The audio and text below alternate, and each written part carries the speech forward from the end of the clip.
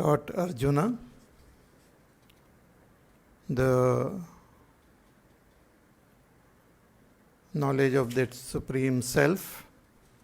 He revealed the nature of that Supreme Self in the beginning portion of this second chapter. And now Bhagwan is talking about the path of Karma Yoga, in which one has to gain this buddhi, Karma Yoga buddhi or Yoga buddhi. So previously Bhagwan talked about Sankhya buddhi. Now he is speaking on Yoga buddhi. So Bhagwan tells that ordinary karma, which is motivated by gaining pleasure and all different types of prosperity in this world, is keeps us tied down to this samsara. And even the Vedas, the Karma Kanda portion of the Vedas, talks about this karma and the karma phala that also lies within the scope of the three gunas. Traigunya Vishaya Vedaha. And the Vedas themselves guide us to go beyond these three gunas. So Bhagwan is telling Arjuna that O Arjuna, you become free of these three gunas. Nistragunyo Bhavarjuna. Go beyond these three gunas and come to recognize your own self. And how? He says, Nirdvandvaha, Nitya Sattvastaha, Niryogakshema, Atmavan. You become Atmavan. How?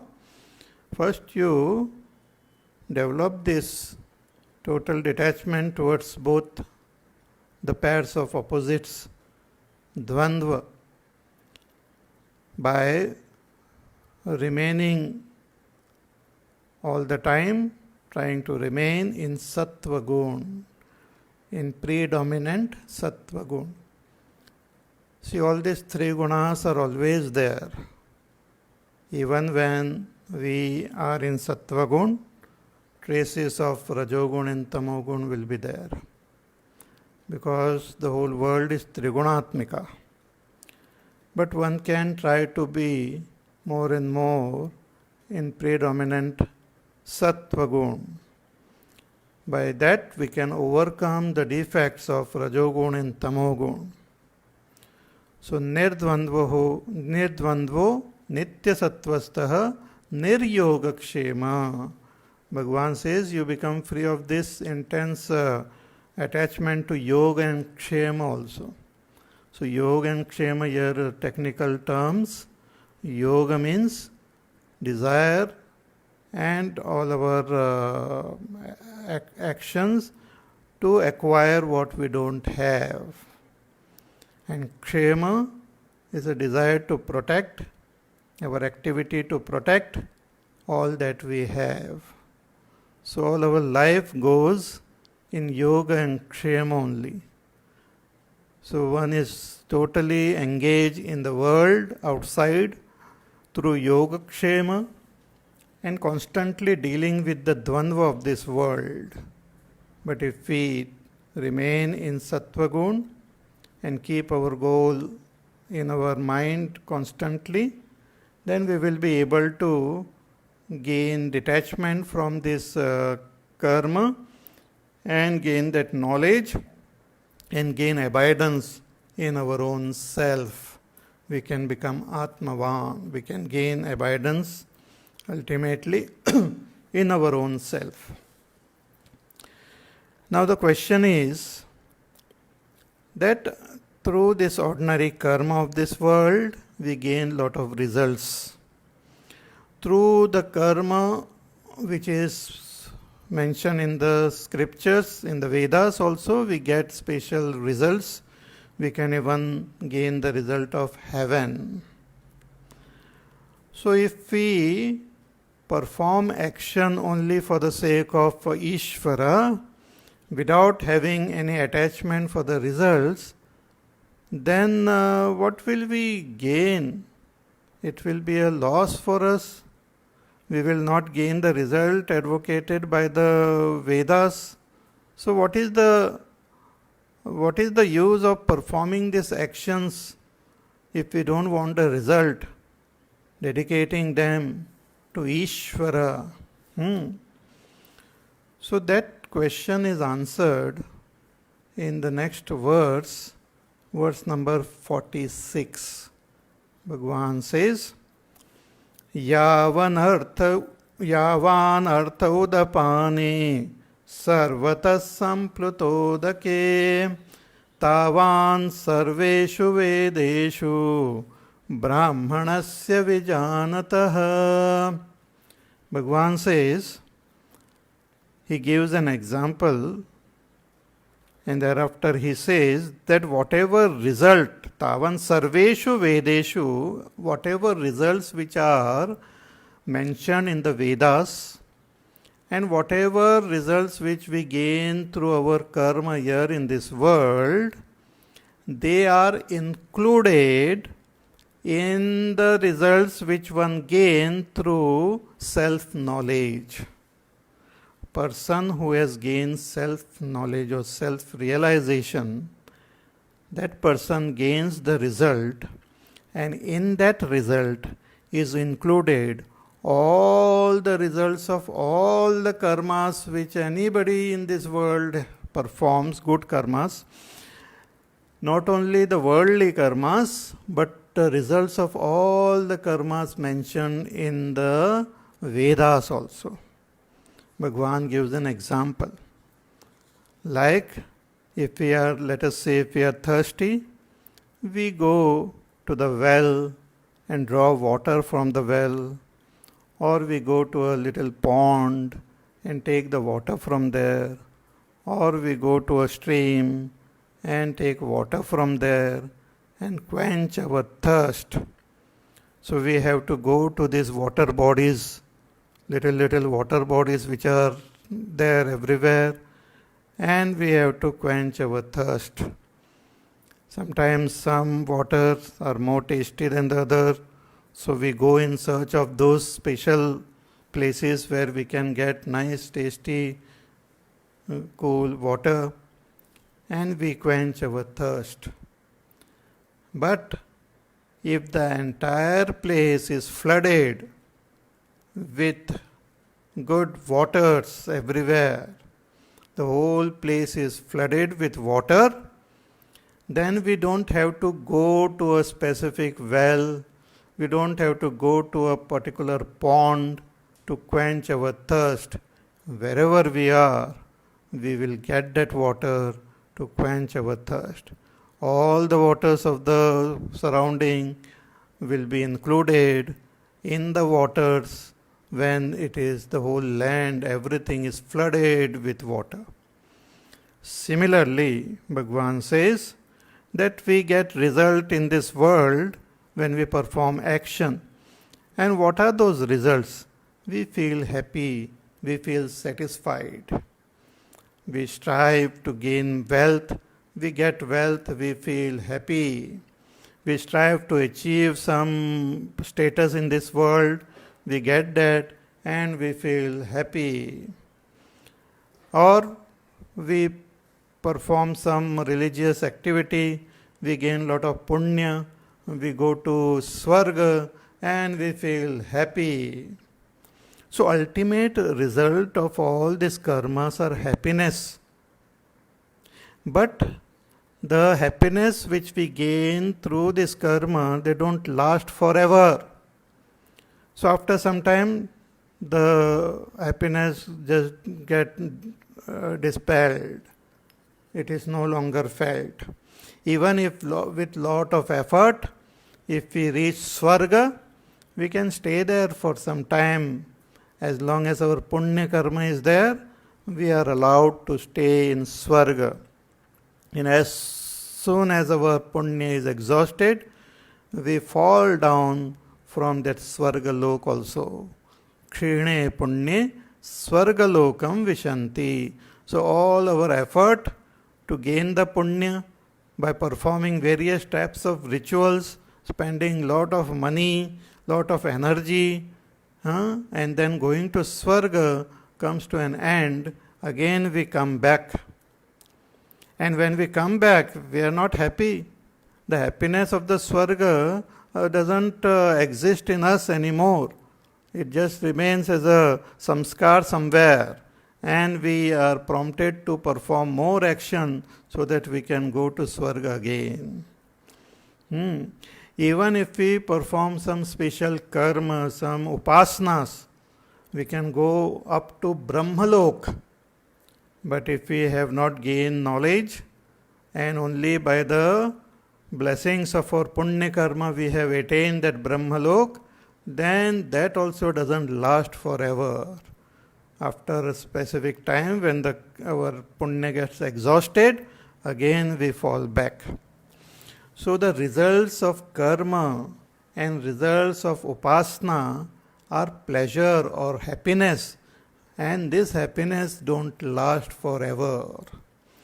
But a person who strives to purify the mind through karma yoga, thereafter gains self-knowledge and gains abidance in this self-knowledge, becomes free of all bondage, that person gains infinite happiness. That person gains eternal, infinite, natural, spontaneous happiness, which is the very nature of that person. It is the very nature of that Atma. And in the happiness, in the peace of the Atma, all the happiness, all the worldly happiness, and all the otherworldly happiness are all included. They are all part and parcel of this total infinite happiness. It's like an ocean which is there filled with water. And if we have a bucket of water, that bucket of water is also part of that waters of the ocean. All the waters which we have in this world are part of that waters of the ocean.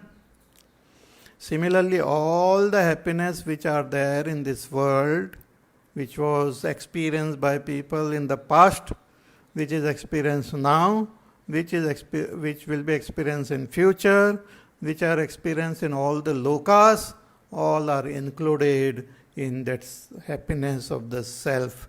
A person who has gained self-knowledge, abidance in the self, all the happiness is included. Later on, Bhagavan will tell the lakshana, the characteristic of a self-realized person. Bhagavan says, Prajahati yada kaman sarvan partha manogatan atmannevatmana tushtaha stita prajnas tadochyate. The stita prajna, the self-realized person, is satisfied in his own self, completely fulfilled in his own self. There is no desire in his heart to seek pleasures or happiness in this world or the other world, because everything is included. See, when you gain infinity, even the largest thing of this world is included in that infinity. Similarly, when a person has gained infinite joy, all the little pleasures of this world is included in that supreme infinite joy. Therefore, one need not be worried that, if I drop all this attachment to the results of action, if I don't have the desire for the results of other world, and if I pursue this spiritual path, it will be a great loss to me. I will be losing all these great pleasures of this world and the other world. Bhagavan says it is not like that. Everything will be included. In the Upanishad also, Taittiriya Upanishad, it is said, Brahmavida apnoti param तदेशाभ्युक्ता सत्यं ज्ञानमनन्तं ब्रह्म यो वेद निहितं गुहायां परमे व्योमन् सोऽश्नुते सर्वान् कामान् सः. So there it is said that one who gains this knowledge of Brahma gains the Supreme and gains the joy of the entire cosmos together. There is no greater joy than the joy of the self. Therefore, one has to strive to gain self-knowledge, one has to strive to gain abidance in the self. Now, the question is that there are these two paths mentioned, the path of action and the path of knowledge, or the path of abidance in knowledge, or we can say the path of meditation. So, path of action and the path of meditation. Now, the question is how to know what path I have to follow. Should I be on the path of action, or should I pursue the path of meditation? Here that question might have been there in Arjuna's mind also. Should I follow the path of action? Am I fit to follow the path of action, or am I fit to follow the path of meditation directly? See, when we take our child for admission in school, they take the interview, and from that they come to know how much that child knows, and accordingly the child is promoted in a particular class, that you can now be in this class, though by age you fall under junior class, but by knowledge you are superior, so you are promoted to this class. Similarly, one may feel that, I have done so much of sadhana, I have done so much of upasana, so I must be fit for the path of meditation. Generally people feel that they are now fit for path of meditation. We don't have to bother about karma, we don't have to bother about upasana. They are meant for other lower category of seekers. We don't have to do tapa, we don't have to do puja, we don't have to do japa, we don't have to do tirtha yatras, we don't have to do yajna yaga. We are high grade, higher type of students. We are more evolved. We can directly sit and meditate and gain that self-realization. So Arjuna also might have felt like that, because he was born and brought up in a very religious family, and he was also aware of the teachings of the Vedas and the scriptures. Must have done some satsang also in life. So Arjuna must have felt, why bother about this karma? Why not directly go drop everything and just meditate and gain that self-realization? So Bhagwan looked at him and he told him, hey Arjuna, your adhikar now is in karma. You are not yet ready for for jnana nishtha, for the path of meditation. You are not yet ready for the path of meditation. You have to go through the path of karma. Just like I gave example of the flight taking off. So it takes off, it has to move on that runway. It has to gather speed on the ground. Though plane flies in the sky, though for plane the wheels and all are not required, but when the plane is grounded, when the plane is down at the airport, when the plane is moving on the runway, it requires the wheels, and then it moves on that runway and tries to gather as much speed as it can. It uses all its strength and energy and boosters and moves with tremendous speed. And when it has gained a particular speed, it just lifts off effortlessly and start moving in the sky. It's a most amazing sight. It's a miracle like. Such a huge plane with so many people seated inside, so heavy. But when it gathers speed and when it has spread its wing and the whole aerodynamics and all of the wing is very, very suitable fit, when it has gathered the right speed, it just lifts off, takes off effortlessly and start moving in space. Then what is done with the wheels? Wheels are not required. So what do? The wheels are withdrawn. They are taken inside the belly of the aircraft, and the aircraft just moves smoothly in sky. So that movement of the aircraft in space is like meditation. And the movement of that aircraft on ground is like karma yoga. Ordinary karma is just that flight moving here and there.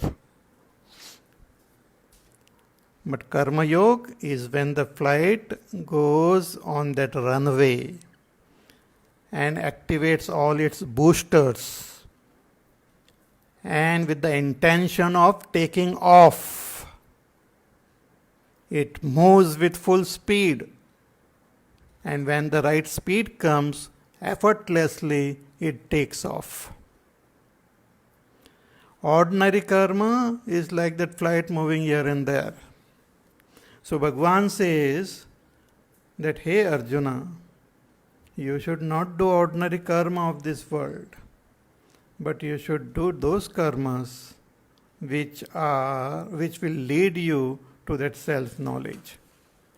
So a very famous verse where Bhagavan is directly telling Arjuna that you are now fit for karma yoga, not for jnana nishtha. And most of us are fit for karma yoga. When we have done with karma yoga, automatically we will know, because the flight would have taken off. Meditation would have just happened effortlessly. Till then, we have to follow the path of karma yoga. Bhagavan says, Karmanyevadhikaraste ma phaleshu kadachana ma karma phalaheturbhuhu ma te sangostva karmani. This is a very famous shloka. Many people quote this shloka, but it has to be understood properly. Bhagavan is telling Arjuna कि कर्मणि एव अधिकारः ते, your right, your adhikar, your right, or at present you are fit to follow the path of karma. See, as I said, there are these two-fold path, the path of karma and path of meditation. We have to choose. So Bhagavan says, hey Arjuna, you choose this path of karma. Karmani eva adhikaraha na jnana nisthayam te tava. Shankaracharya ji says, ki hey Arjuna, Bhagavan tells him that your adhikar is in karma yoga, not in jnana nishtha. Jnana Nishtha will begin when you gain knowledge through Karma Yoga. See, Karma Yoga is a path wherein we perform our duties dedicating to Ishvara. It leads to Chitta Shuddhi, Chitta Ekagrata and Jnana Prapti. We will develop that purity of our mind. It will prompt us, it will propel us to gain this knowledge. We will develop that thirst to gain this knowledge. We will develop that jidnyasa to gain this knowledge. The details Bhagavan will tell in the 4th chapter. When the jidnyasa will develop, we should approach a master. Tad viddhi pranipatena pariprashnena sevaya upadekshanti te jnanam jnaninas tattvadarshinaha. We should approach a master and learn from that master. See, again, let us analyze this karma.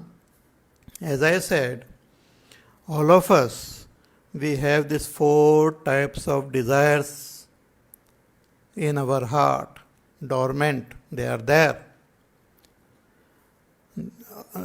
The earth, what you call dharma, artha, kama, moksha. Artha, kama, dharma, moksha. We have this desire in all of us of artha. Artha means desire to acquire wealth and possession and food and other things to protect ourselves. It is the desire to preserve ourselves. It's a desire to protect ourselves. This is a common desire in all living beings.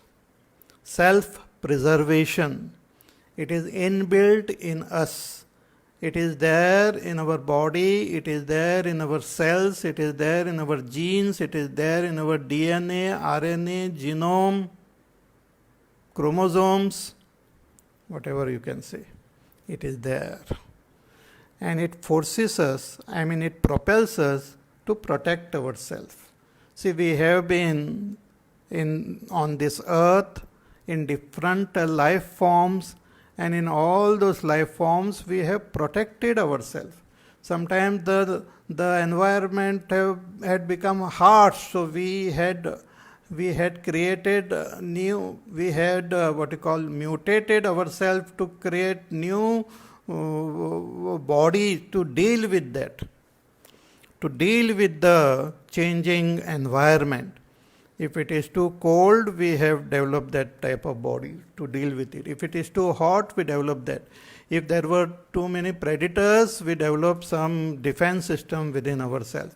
In this way, through mutation, through evolution, so many different types of life forms which we see in this world, the main motivation behind all this is that motivation to preserve ourselves.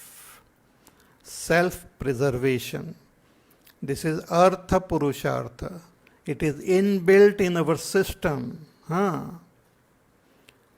why we want to preserve ourselves? We want to live. Why we want to live? Because we are happy to be alive. If we are not happy, we will then commit suicide only. But no creatures, they do like that. All of them, they want to be alive somehow. By hook or by crook. They want to survive. Even this virus which we are talking about nowadays, it's also a creature which has got it's like a spherical with a protein layer outside, and this RNA is there. This RNA thread has got all the intelligence. That virus cannot survive independently alone. It needs a living organism. Now this coronavirus have taken the human being as their vehicle. They can survive in human beings. They can't survive outside. So they use all their tricks.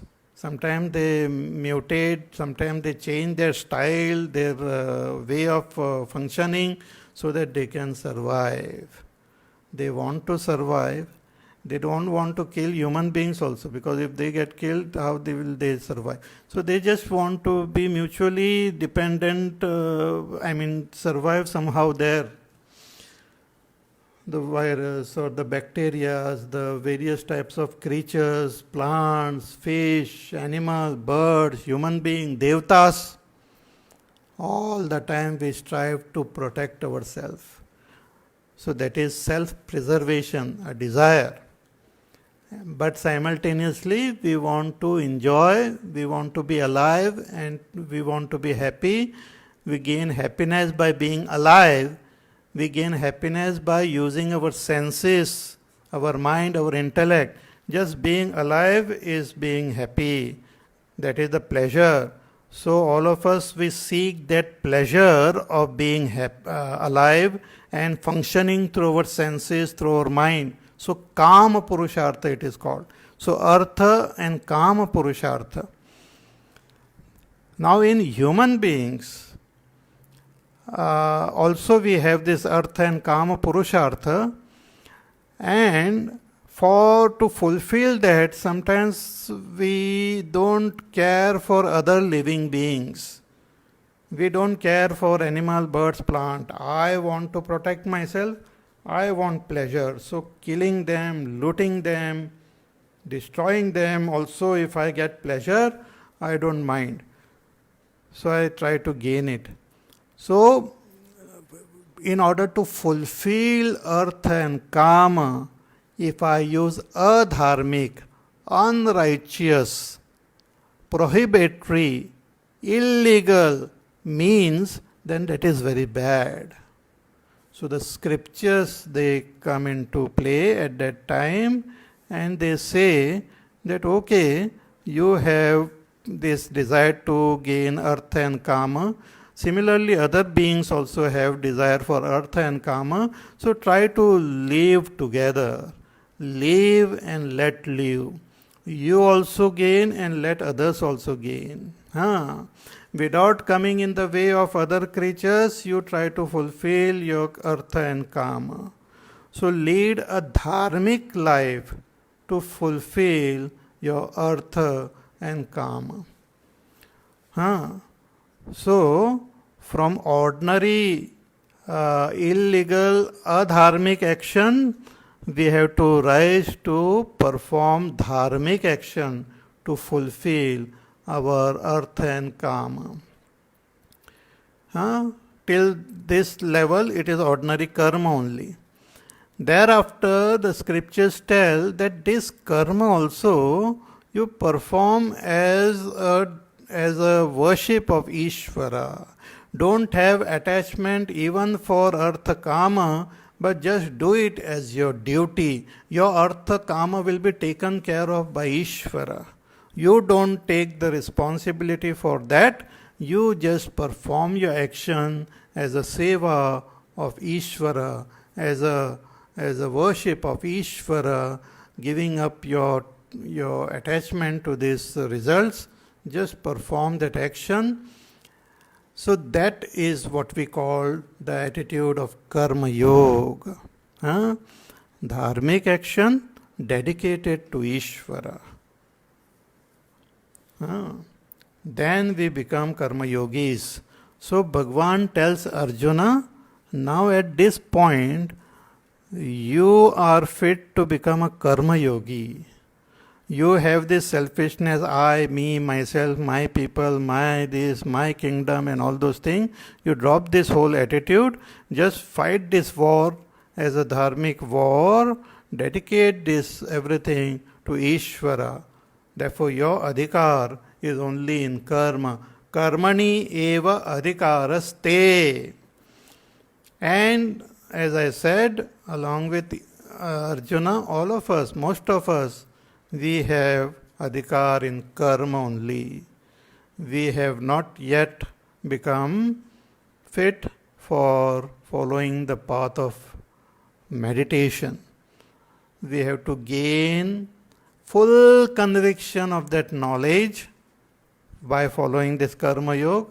When we gain complete 100% conviction that I am that Brahma, intellectual conviction, when we gain that aham brahmasmi without any doubt, without any confusion, if we gain that, then we are called Sankhya, we become fit for meditation. Lokesmin dvividha nishtha pura prokta maya nagha jnana yogena sankhyanam karma yogena yoginam. So first the path of karma yoga, and then once we gain knowledge, we become fit for the path of meditation. So here Bhagavan tells Arjuna ki karmani eva adhikaraste. You have right for performing karma. But how should you perform karma? Don't be attached to the results of action. Don't have your eye on the results of action. Ma phaleshu kadachana. You don't have any right over the result. You don't have power over the results. That is not within your control. See, when we perform an action, the result comes to us depending on our action and depending on the totality. The result comes. The result is not in our hand. It comes to us. It is given to us by the totality. For example, if I pick a stone and throw it, it is in my hand how much energy, how much effort I can use to throw the stone.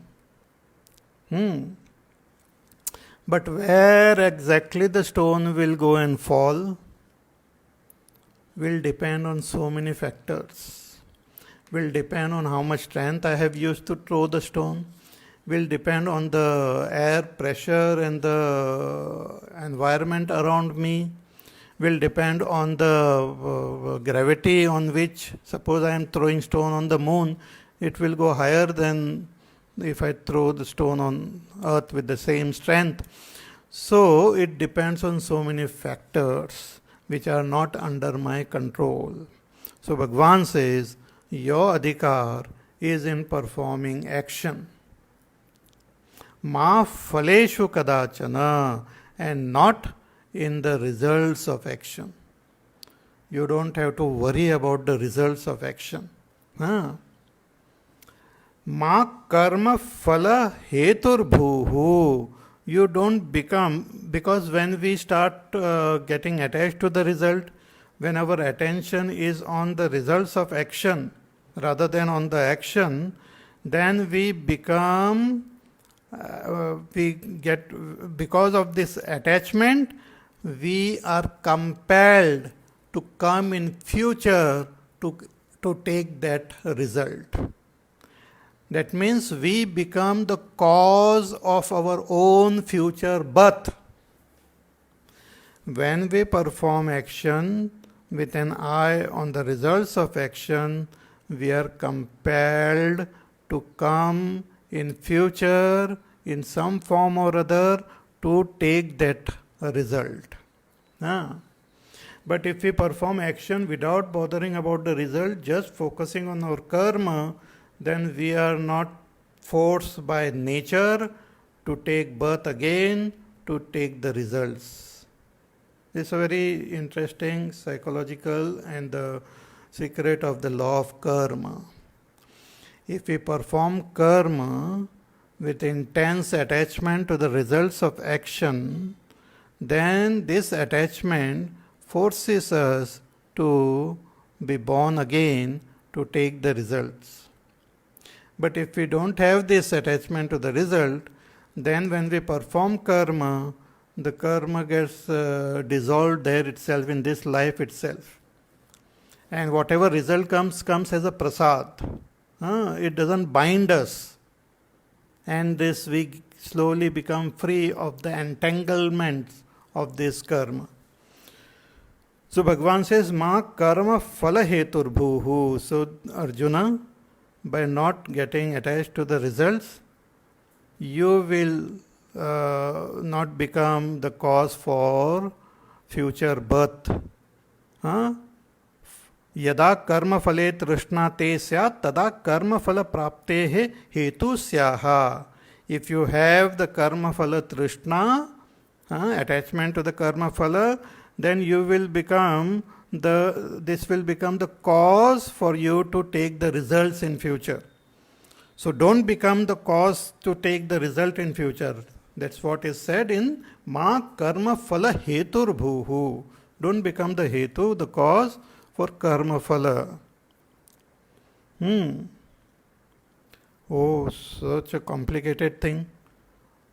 So this karma is so complex and so difficult, and it will get me tied down if I don't perform it properly. So it is best not to perform karma. Bhagavan says no. To drop karma is also not an option. To not perform this karma is also not an option. So don't become attached to non-performance of action. Mate sangah astu akarmani. So don't be attached to akarma, to non-performance of action. You perform action, perform it properly, in such a way that even when you are performing action, ultimately you will become free of the attachment of action. See, just like the electrician, when he works with the electrical fittings and all, sometimes he has to handle the live wire also. So he has got all the equipment, he has got the pliers.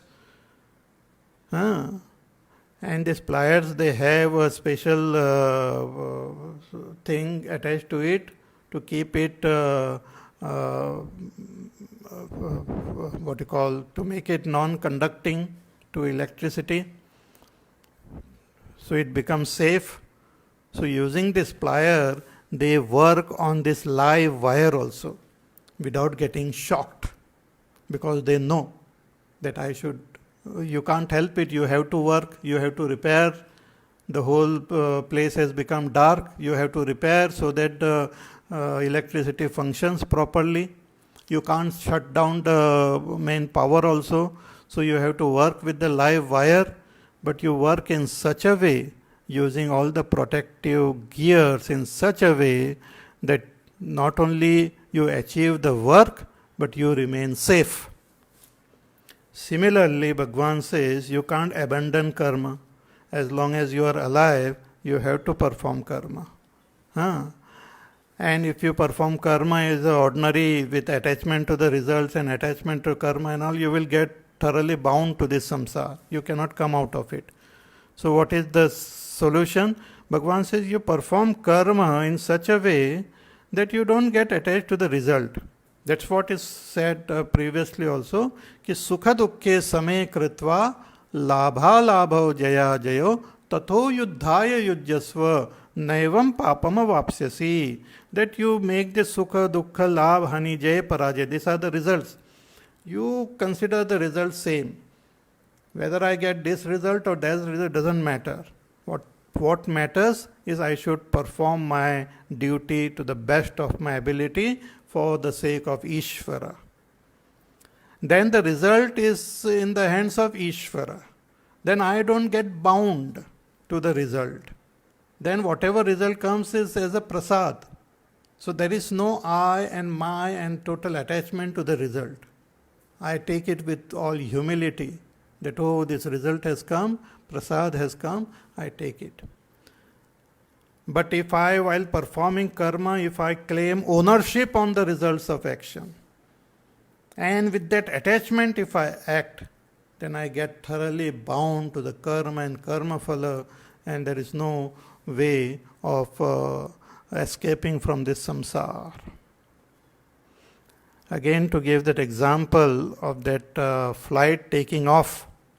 So the wheels are attached to the ground, and it moves with tremendous speed, and when it gets that particular speed, it effortlessly takes off.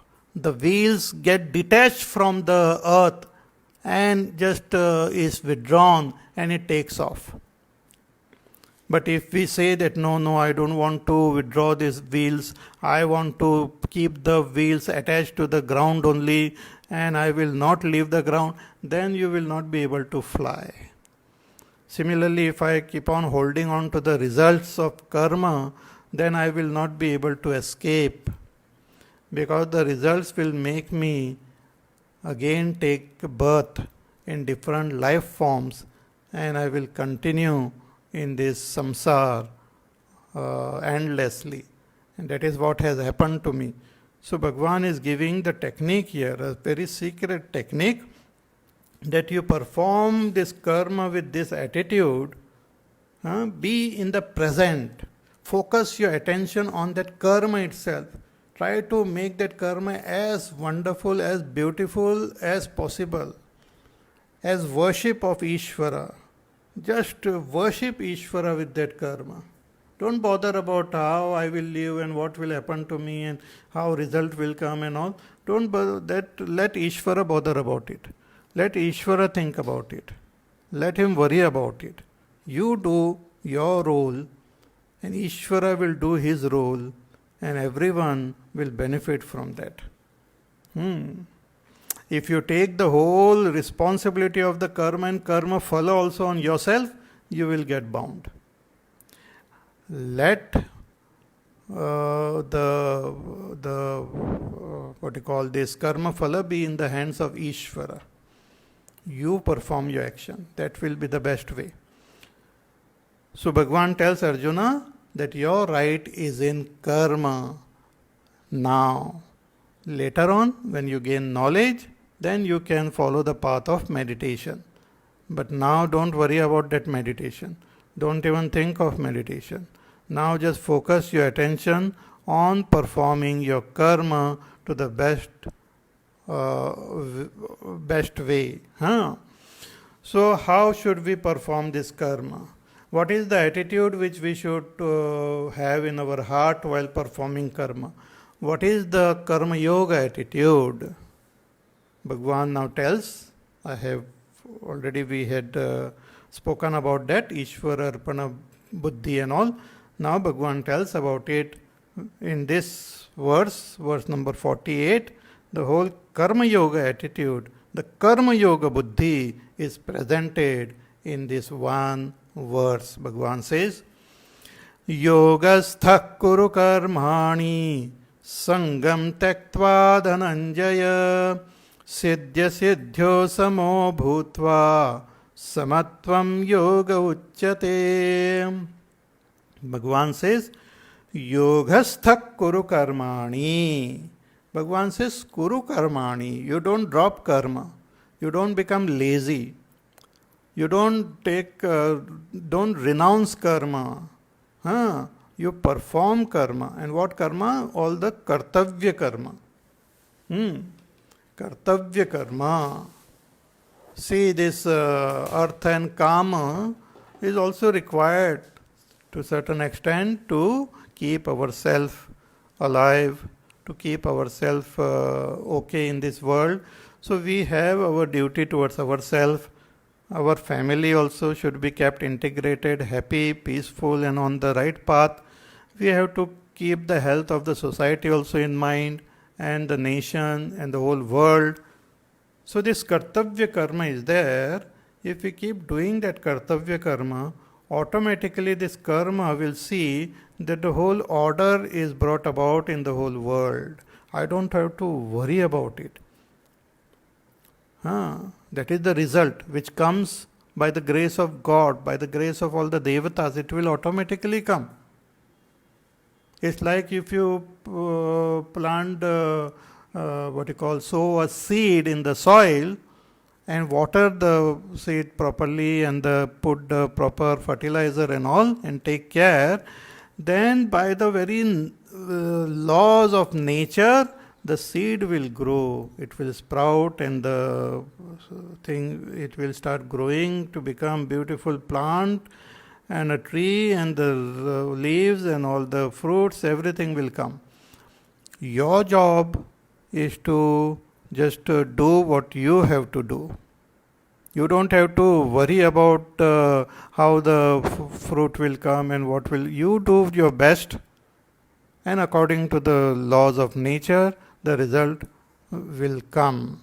So Bhagavan says, Yogastak kuru karmani, remaining in yoga, you perform action.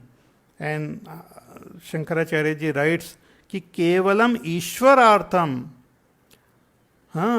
only for the sake of Ishvara, that I am performing this action for Ishvara. Ishvara is the totality. Ishvara is present everywhere. Every action which we are performing is dedicated to that Ishvara, and Ishvara takes care of us. Ishvara will take care of us. But Bhagavan says, even that attachment should not be there, that Ishvara should be happy with me, Ishvara should be pleased with me. Even that attachment should not be there. He says, Ishvarartham tatrapi Ishvaro me tushyatu iti sangam tektva dhananjaya. That our focus should be on performing our karma. When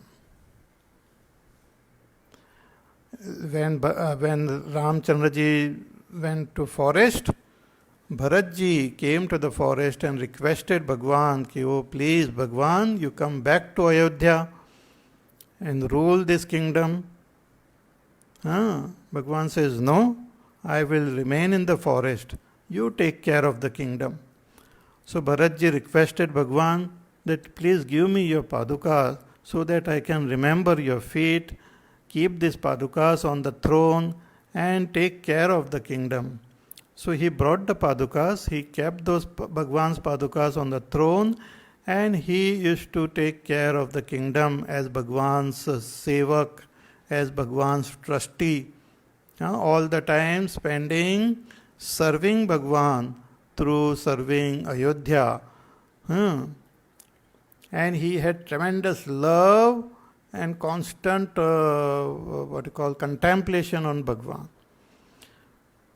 So somebody asked him that why you are doing it, so that Bhagwan will be happy with you. He says, no, I am doing it so that I develop that love for Bhagwan.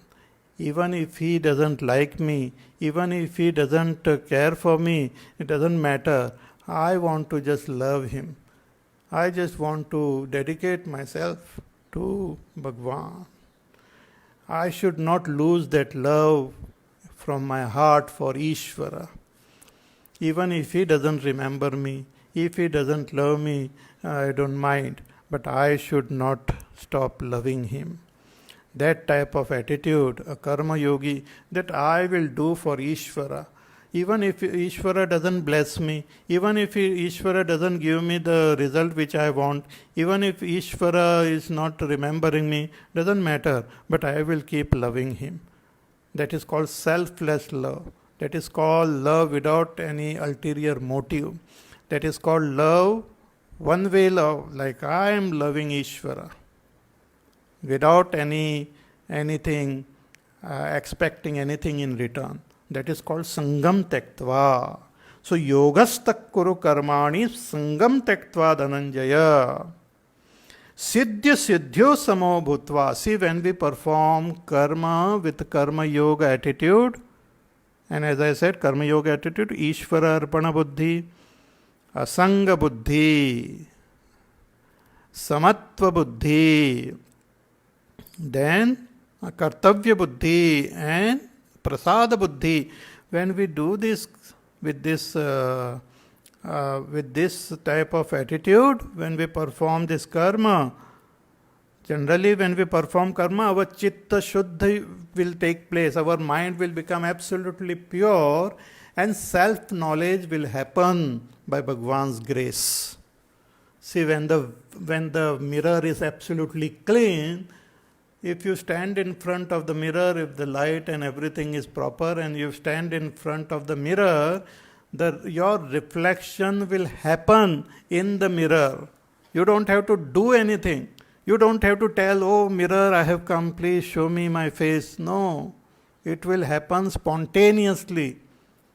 When the mirror is absolutely clean and it's well illuminated, automatically it will show you your face.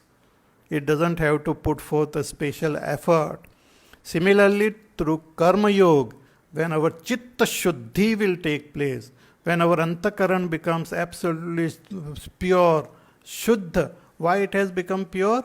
Because of our attitude of doing all karma for Ishvara, of not being attached to anything, not even expecting that Bhagwan should bless me, not even expecting that I should gain Chitta Shuddhi and gain knowledge. No, even that expectation is not there.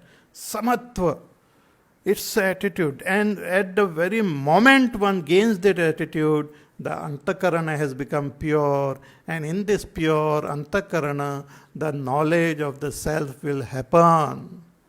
Siddhya siddhyo samo bhutva. Siddhi and asiddhi, whether we gain even Chitta Shuddhi or not gain Chitta Shuddhi, the result of Karma Yoga is gain or not gain. Even in that, one remains saman. The attitude is saman. Your focus is on the attitude, the buddhi. Karma Yoga is a buddhi. Karma Yoga is an understanding, attitude. The moment that attitude is reached, person has become pure, he gains knowledge. Karma is just a vehicle. The action is just a vehicle. The main thing happens within. So, siddhya siddhyo samo bhutva samatvam yoga uchyate. Bhagavan says this samatva, equanimity towards all results, not having any attachment to either this or that.